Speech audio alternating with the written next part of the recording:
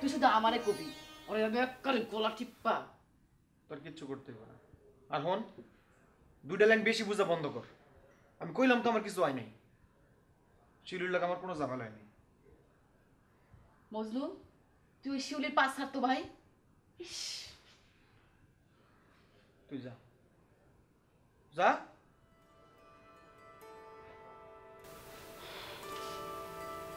ওই যে রতন ভাই আছে না, রতনে রতনে নাকি ওই যে চেয়ারম্যানের বিরুদ্ধে নাকি কি ইয়া করতেছে, মিটিং করতেছে। হ, এখন আমি কি করবো? আবার শুনলাম মহিলাদের নাকি পুলিশে ধরবো। দূর, তোর কইলাম না পেশাল পারিস না।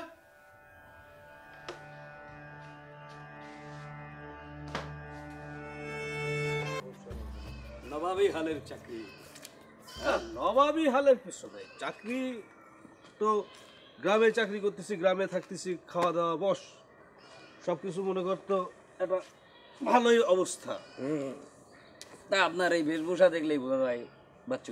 যাই হোক, আমি যেটা কইতে চাই সেটা হইতেছে তুই নাকি মধু ব্যাপারীর হয়ে কাজ করতেছিস। মনসুর তার ভাই মইনুল লুকায় রাখছে, এখন ওটা খুঁজে বার করা যাবে। ঠিক আছে, কিন্তু তুই নাকি মধু ব্যাপারী হয়ে চেয়ারম্যানের বিরুদ্ধে মিছিল করবি। হ্যাঁ করুন। ওই মইনুল গ্রামের মধ্যে নেশাবানি ছড়াই দিতেছে, ওরা যুব সমাজটা নষ্ট করে দিতেছে। আর এই সব কিছুর অপকর্মের সাক্ষী, সব কিছুর প্রমাণ আছে ওই মধু ব্যাপারীর কাছে। দেখ রতন, মধু ব্যাপারী চেয়ারম্যানে দাঁড়াবে, আর এই জন্য সে চেয়ারম্যানের বিরুদ্ধে এইভাবে লাগছে। ওই মনসুর চেয়ারম্যান আর মধু ব্যাপারীর মধ্যে কোনো তফাৎ নেই, বুঝতে পারছিস? সে যাই হোক, আমি চেয়ারম্যানের বিরুদ্ধে আন্দোলন করব এবং তার বিরুদ্ধে একটা আন্দোলন হওয়া দরকার। শুধু তাই না, আমি গ্রামের সবারই নিয়ে রাস্তায় ওর বিরুদ্ধে মিছিল নেওয়া হবে, ওর একটা উপযুক্ত শাস্তি হতো। তুই থাকবি কিনা বল? না, এবং আমি তোকেও বলতেছি তুই এসব বাদ দে। ও আমি তো ভুলে গিয়েছিলাম, আব্দুল ওয়াইস খান বাচ্চু, আপনি তো এখন সরকার বাড়ির ম্যানেজার। সরকার বাড়ির ম্যানেজারের দায়িত্ব পাই, আপনি তো সব কিছু ভুলে গেছেন। শুধু তাই না, গ্রামের ভালো মন্দ আপনার কোনো কিছু যায় আসে না। রতন, রতন, রাজনীতির মধ্যে নাক গলিয়ে তুই কিন্তু বিপদে পড়বি। হ্যাঁ বললে বলুন, তারপরও আমি চেয়ারম্যানের বিরুদ্ধে মিছিল নাম। চেয়ারম্যান কি তোকে ছেড়ে দিবে ভাবছিস? আমি কাউরে ডরাই না বাচ্চু সব। আমার যেটা ভালো মনে হইব, যেটা উচিত মনে হইব, আমি সেটাই করবো। যাই করিস, ওই মধু ব্যাপারীর কথায় নাসিস না, সে কিন্তু লোক ভালো না। বাচ্চু, আমি জানি মধু ব্যাপারী কেমন, তারপর আমি আন্দোলনটা করবো, মিছিল নামাবো ওই চেয়ারম্যানের বিরুদ্ধে। শোন, তোর একটা গোপন কথা দিই। আমি 2 দিন যাবৎ ভোর রাইতে স্বপ্ন দেখতেছি। কি স্বপ্ন দেখতেছি জানিস?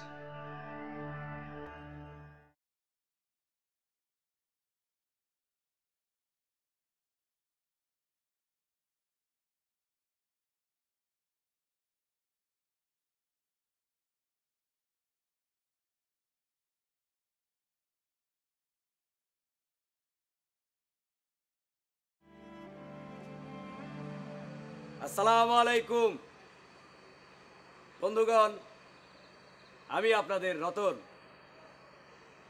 আপনারা যদি আমায় ভালোবাসেন, আমার সাথে থাকেন, তাহলে আমি খুলে দিব আমার প্রাণ মন। তার সাথে আপনাদের জন্য আমি বিলিয়ে দিব আমার সব ধন। সুতরাং বন্ধুগণ, আপনারা যারা অসহায় মানুষ আছেন, তারা আমাকে আপনাদের পাশে রেখে নির্বাচন করি। আপনারা ধৈর্য ধরুন। তো যে কথা বলছিলাম, আরে আরমান, মানে আমি তো তোরে খুঁজতেছিলাম, তোরে পায়ে ভালো হইলো। একটা গুরুত্বপূর্ণ বিষয় নিয়ে তোর সাথে কথা বলবো বন্ধু। সেটা ঠিক আছে, কিন্তু এসব কি, এখানে কি, মানে কি করছিস তুই?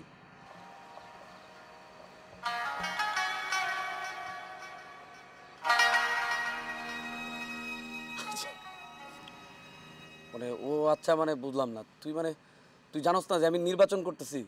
তুই এই বিষয়টা মানে হাইসা গেলে উড়াই দিলি বন্ধু। হ্যাঁ জানি, তো তাই বলে তোর এইভাবে এইসব মানে তোর ব্যাপারটা কি, মানে এইভাবে এইসব করতে হবে কেন? এখানে কি করতেছে মানে একটু বক্তব্য প্র্যাকটিস করতেছে আর কি, জনগণের সামনে কীভাবে নিজের তুলে ধরা যায় বা জনগণের মানে মাঝখানে নিজের কীভাবে মানে দেখা যায়। হ্যাঁ সবই ঠিক আছে রতন, কিন্তু এইভাবে কেউ করে নাকি? তোর ব্যাপার স্যাপার আমি কিছুই বুঝতে পারছি না। মানে বুঝতে পারতেছি না মানে কি? মানে এই যে রতনকে তুই চিনস না, ছোটবেলা থেকে তুই দেখাস নাই, কার উপকারে আমি যাই নাই বল? লতিফ প্রবলেমে পড়ে, লতিফের প্রবলেমে যাই, আওয়াল কাকা প্রবলেম পড়ে, আওয়াল শিউলি প্রবলেম পড়ে, আমি সেই প্রবলেমে যাই, আমার দেখাস আমি সবার পাশে গিয়ে দাঁড়াই। আর তুই এখন কইতেছিস দেখলে কি বিষয়, কি করতেছিস তুই? বুঝতেছিস আমি নির্বাচন করতে যেতেছি, মানে তুই আমার সেই সাহসটা দে। আমি আমি আমি আমি আমি আমি আমি মানুষের পাশে থাকতে চাই, অসহায় মানুষের পাশে দাঁড়াইতে চাই। রতন সব ঠিক আছে, কিন্তু নির্বাচন তো এরকম ব্যাপার না। নির্বাচন অন্য জিনিস, নির্বাচন সবাইকে দিয়ে হয় না। তো এগুলা কার কাজ? কিন্তু রতন নির্বাচন তোর জন্য না, তুই পারবি না। এই মনসুর চেয়ারম্যান, মাইনুর, এদের সাথে তুই পারবি না। ওদের পেশি শক্তি, ওদের অর্থনৈতিক শক্তি, এসবের সাথে তুই পারবি না। তোর ওদের মতো শক্তি নেই। শক্তি আছে, আমার ভিতরেও একটা শক্তি আছে, অসহায় মানুষের পাশে থাকার ইচ্ছা। Good, very good. তুই অনেক ভালো মানুষ, তুই পারবি। Best of luck. আরমান, তুই আমার পাশে থাকবি না? আরে বোকা, অন্য যে পক্ষটা আছে তাদের সাথে থাকার তো কোনো কারণ নেই।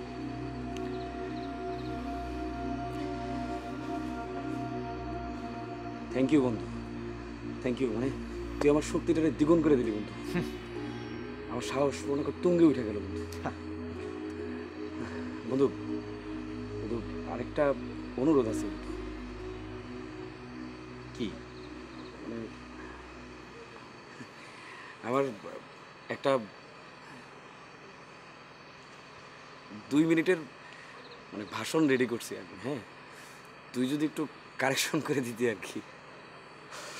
রতন শোন, তুই অন্য সব কিছু গুছা, আর অনেক কাজ বাকি আছে, এগুলো সময় হয়ে যাবে, ঠিক আছে?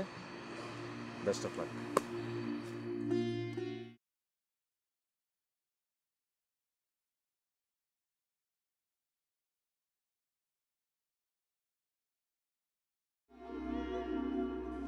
বন্ধুগণ, ধৈর্য ধরে বসে থাকার জন্য আপনাদেরকে কৃতজ্ঞতা প্রকাশ করছি। আপনারা দেখতে পেলেন এইমাত্র আমাদের ঘুড্ডিহাটি গ্রামের সরকার বাড়ির সরকার সাহেবের ছোট ছেলে আরমান আমাদের সাথে সংহতি প্রকাশ করেছেন। এই রকম করে এক একজন বোঝদার মানুষ যদি আমাদের পাশে এসে দাঁড়ায়, তাহলে আমরা মনে করি যে সব ধরনের অশুভ শক্তিকে গুড়িয়ে দিয়ে শুভ শক্তির বিজয় নিশ্চিত হবে, শুভ শক্তির জয় হবে। আপনাদের ধন্যবাদ, পাশেই থাকবেন, আমরা লড়ে যাব, লড়তে থাকব। আসসালামু আলাইকুম। কাতারে আসো মিয়া, সব কিছু তো গোলায় ফেলাইতেছো, কি ভাবো? মার্কাটা কি রতন ভাইয়ের এই এগিয়ে চলো। আরে গ্রামবাসী, আরে কি হলো অমুক তারিখে নির্বাচনে রতন ভাই কোন ঘরে ঘরে মইনুলের কিছু হলে, যুবক পোলার কিছু হলে, চলবে আগুন ঘরে ঘরে, চলবে আগুন ঘরে ঘরে, মইনুলের কিছু হলে, আমাদের কিছু হলে, চলবে আগুন ঘরে ঘরে, চলবে আগুন ঘরে ঘরে, আমাদের কিছু হলে, যুবক পোলার এক হাত।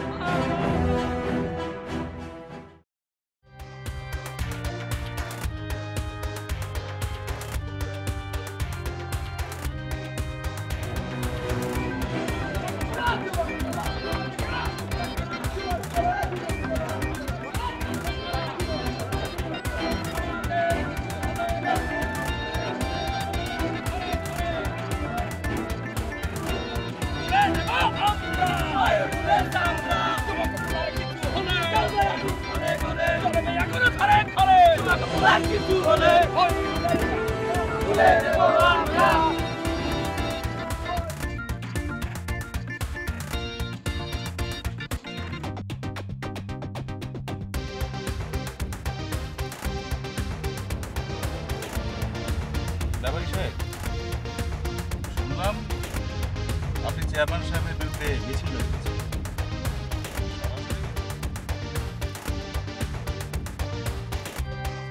মজা মজা এসব নিয়ে আপনি ভাবেন না। শোনেন, মজারও একটা মাঝে যা আছে। উপর দিয়ে আমি ফালতু মজা নেব, আর ভিতর দিয়ে আপনি আপনার কাজ করে যাবেন।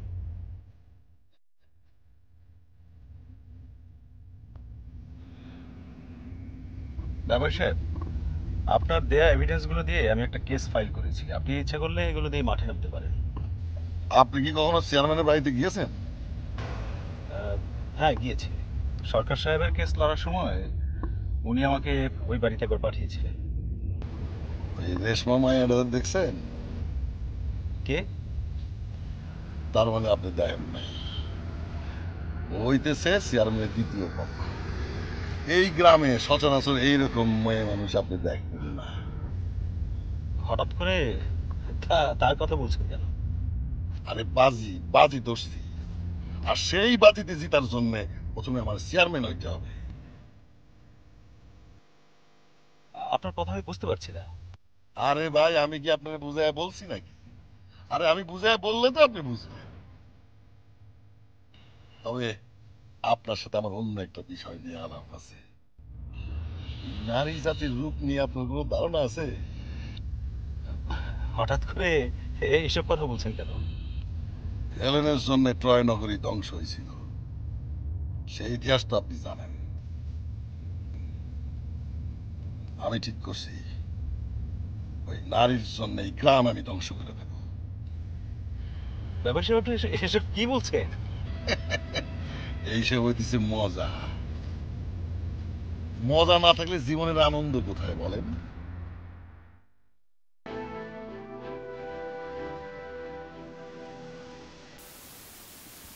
কে? শিউলি? আমি আলো। তুমি তোমার আলোরে চিনতে পারতেছো না? হ, চিনছি, কিন্তু তুই তো মিথ্যা।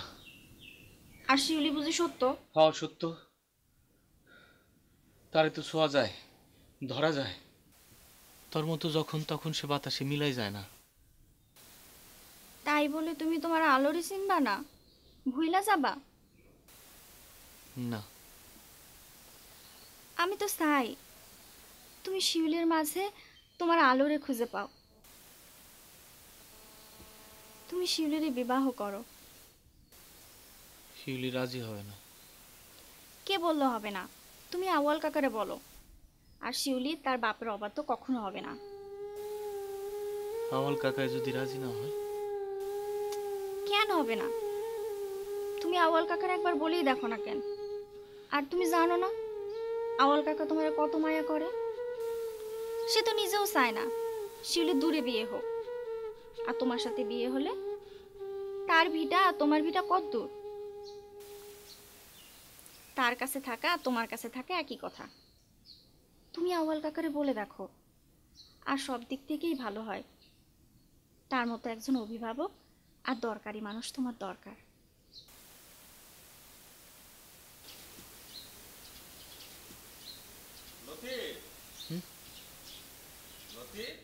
কাকা, এই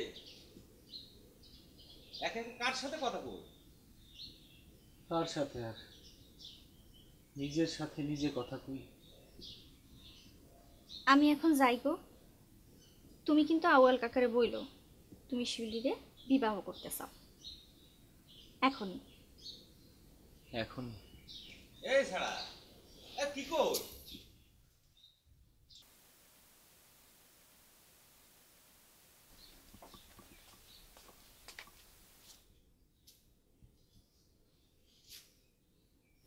কি রে বাজা, কার সাথে কথা কইস?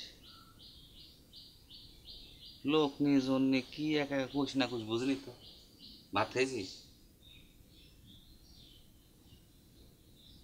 হ্যাঁ,